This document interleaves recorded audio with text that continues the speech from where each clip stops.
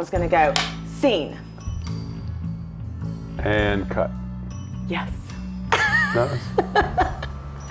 Okay, my name is Nicole Sodoma. And I'm George Collada. And this is Dating After Separation.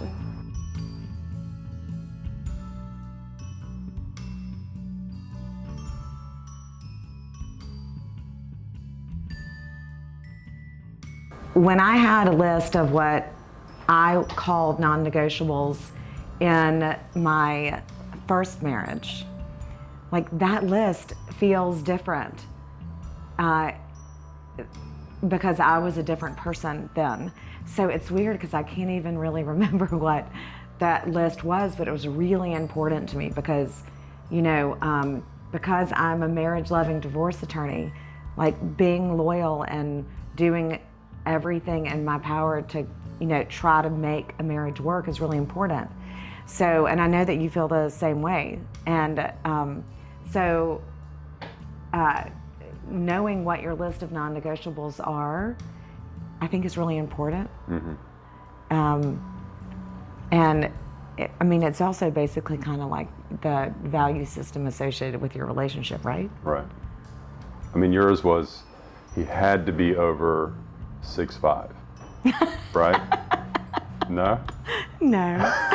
That would have really limited the playing field though, you know, since he's 6'8". Yeah. So. Okay, I would say, so now second marriage, it was important for me. Second and only marriage? Yes, I mean, but it's important for me that my partner to be professional, like to have a career, something where she found her sense of self-worth from meaningful work. That was important to me. One of my non-negotiables was feeling like somebody has my back always. For me, another non-negotiable was I wanted a partner that I could always just feel like myself around them. And I didn't have to shape shift or evolve to be pleasing to my partner. You know, I wanted to just be accepted as I am.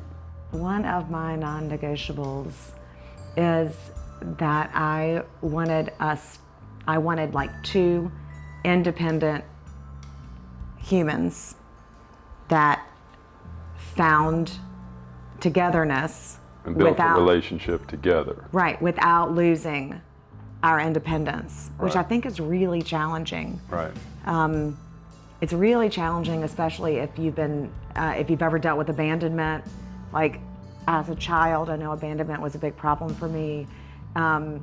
So like I think that being two independent, two wholes, capable of being one, but also being able to stay two wholes. And I think, you know, most beautifully said was Glennon Doyle, who said, feeling held and free. Right. So held and free is a non-negotiable. We even worked that into our vows. Yes, held and free. So, you know, the other side of being loved and accepted as I am is I also wanted a partner that would challenge me and to help me get out of my comfort zone. And because it's just really important to me to grow. So I wanted a partner that not only would challenge me to grow, but that is into growth herself. And I think that's important both as individuals and as a couple. I wanted to be able to fight because I don't like to fight. And I wanted to be able to have an argument that has a beginning, a middle, and an end, and that I wanted to be able to learn from it. And I need it to be all in the same moment. And that at like the I end didn't of it, want we it. feel closer. Yes, and that at the end you feel closer. Yeah. So, I mean, despite popular belief, I'm pretty non-confrontational.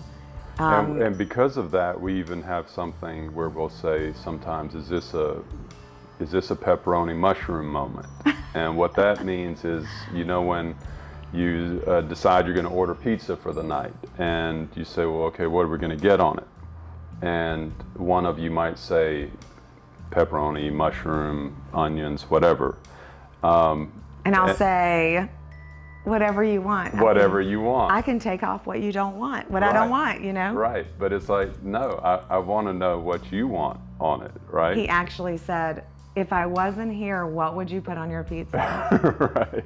And I was like, oh my gosh, I do have a choice Yeah. in what goes on the pizza. I mean, I think of that when you say you wanted to be able to fight. It's like you want to be able to express yourself. What do you really want? What do you really need in a moment? And, or, you know, what did you not receive that you were expecting? And so my mom brain, you know, is whatever the kids want, you know, like I'll figure out I'm secondary to Right. what they want. And so being able to step back and recognize that like you have a choice in that too is pretty pivotal and also like a non-negotiable for me now. Right, and I think another non-negotiable that I know we both have is to always work for that sense of connection. Like when we are not feeling connected, it happens, that we call it out, we say it. I'm not feeling very connected right now. And I think it's important to never settle for a prolonged period of not feeling connected. I mean, it's going to happen for various reasons, whether it's work, health, whatever it is. But whenever we sense it, we call it out and we do something intentional to become more connected again. I think that's probably one of the biggest ones. Yeah. Is like I refuse to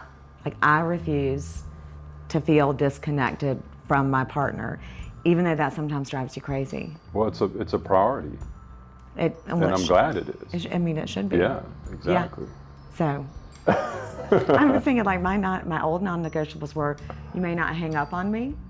Oh yeah, that's right. You may not call me names. I mean, like, isn't it amazing how, like, non-negotiables change when you're in a healthy relationship? Right. Like identifying what those are. It's really, sorry, I digress. You know, non-negotiables, there is one we left out. I mean, we were joking, we said it, Which one? but the sexual compatibility. If you say it like that, that's scary. Sexual compatibility. I don't know how you say it for this, but it definitely is important. Yeah, I mean, sexual intimacy it should be a non-negotiable. Well, I don't know, is sexual compatibility and intimacy the same thing? No, I don't think it is. I think intimacy is completely separate than sexual compatibility, right? Yeah, because the intimacy, I think when you say intimacy, to me, it is sex that flows from connection. It's rooted in connection. It's not just physical compatibility. Right. It is, the sex is an expression of the connection.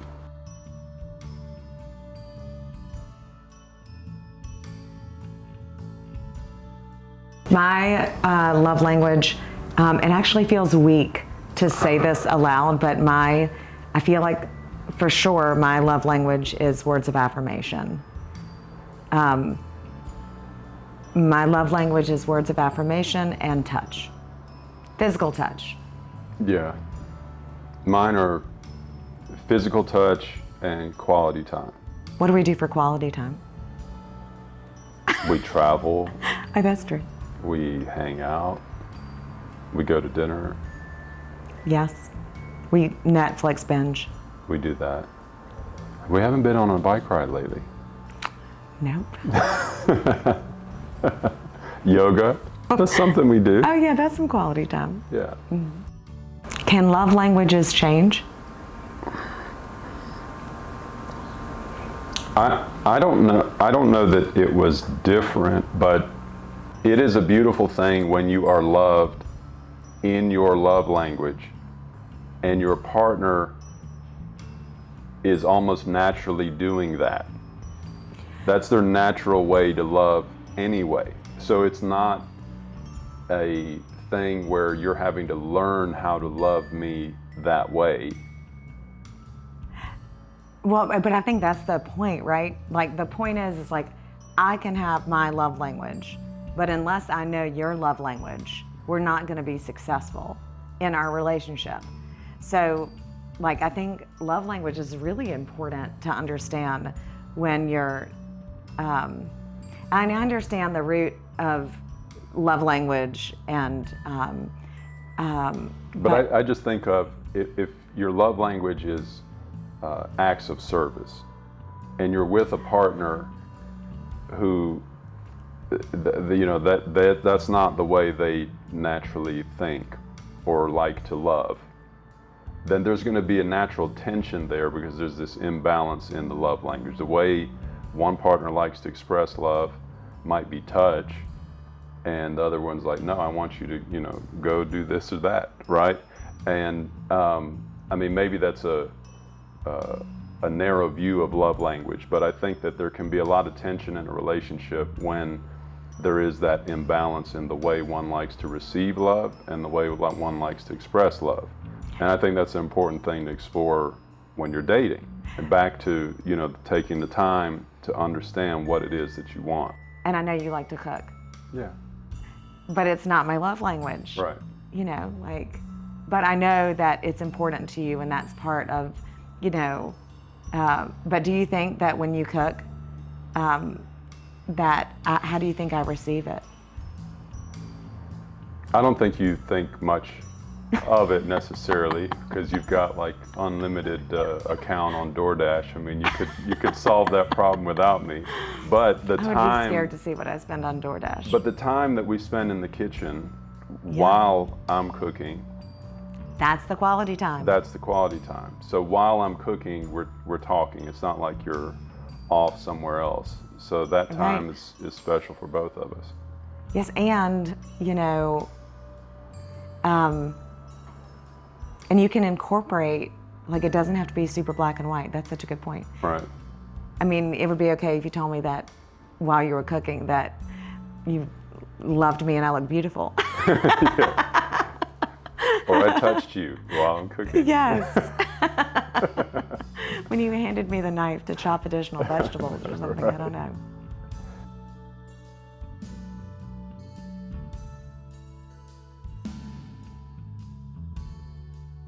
So the question of compromise in when you're dating and decide, is this a relationship that I want to pursue, is an important one. And I think there are things that you can compromise on. Like you said earlier, I'm 6'8", and when I was sitting down in the very beginnings of being open to dating, I imagined a taller person. Really? I did. You did? But his arm is the same length as my leg. Right. But to me, you thought I'd ended up with somebody taller? That's what I thought. That would come up to my shoulder, which I guess would be close to 6 feet tall. Well, for what it's worth, my neck kills me most of the days. I know. We were warned about this. We were warned about this.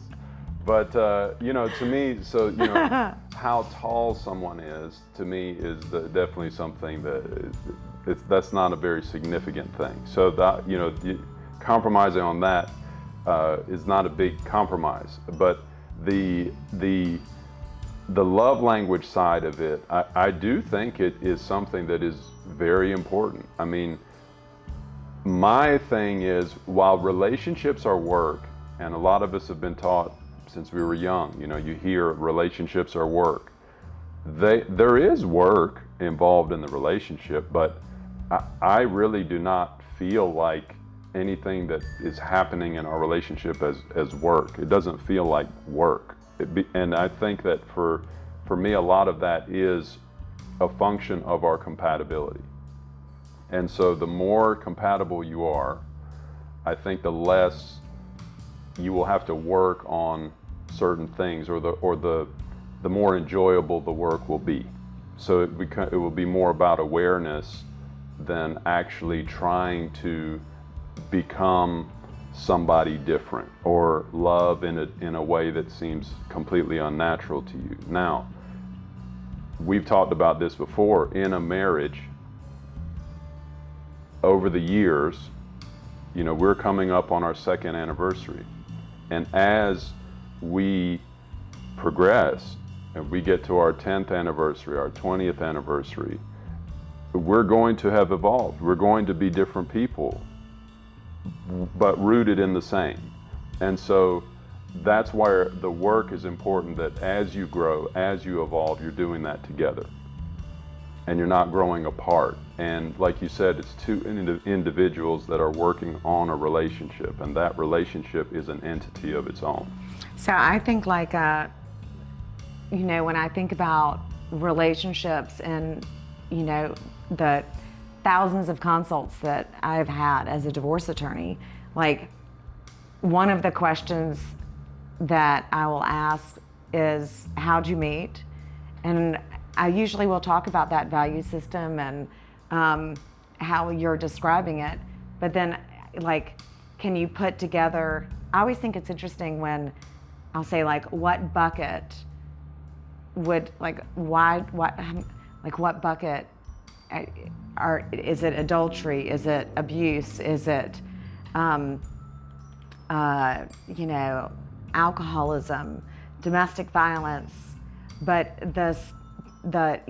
statistically, the number is really high on the belief that one person isn't putting the right amount of energy or connection into the relationship. Right. It's really astounding.